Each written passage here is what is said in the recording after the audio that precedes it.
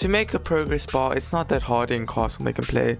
I got this comment asking me, how do you make a progress bar? And I was also thinking that before I learned how to make it. And to actually make it, it's really simple once you think about it. So let's get into the tutorial. So you're just gonna need 2 actors for this. You're gonna need the loading bar and the border you want around. You don't even have to have a border or anything, and you can optionally also have a background.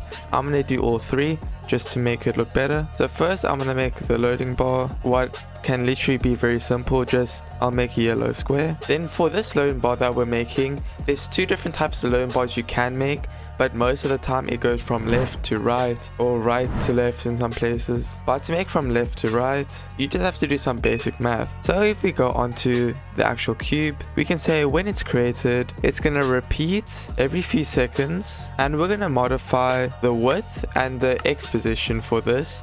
That's how we're going to make it longer and longer. We're not going to be creating multiple new actors. You're going to modify the property, then do the X position and then modify the property again. And this is going to be the width scale. And for this trick, we're just going to make the X position half of the width scale when it's constantly increasing. So we're going to make them both relative. And then we're first going to make the width scale. And the width scale that we're going to make now is the rate it's going to go at. So let's say we make the width scale 0.1. You want to keep it under 1 to make it a little bit more slower, otherwise it'll be really fast. Then we can either do the math in our head, or we can also just go here, we go and press on constant number, then we say divide, and then take the number we just got, y is 0.1, divided by 2, because we just want half the amount for the X position. So now if we test this, we can see that it slowly increases from the left side to the right side. But now, as you can tell, it doesn't end, it keeps on going.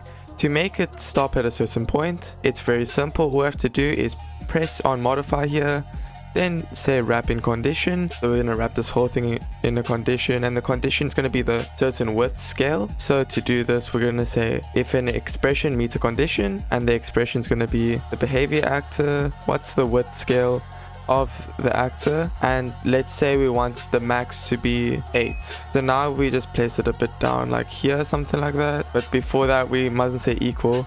We must say if it's less than 8, then it'll increase and then stop once it gets to 8, or very close to that. I'm just going to move it a little bit and then change from 8 to 9, so then it looks like this. So now that we made the loading bar, we can make it look a lot better just by adding a few simple art like this. So basically I just put a border and a background, but you can design it to it however you want. That's the tutorial today, guys. More videos come out soon. Thank you for watching. Bye bye.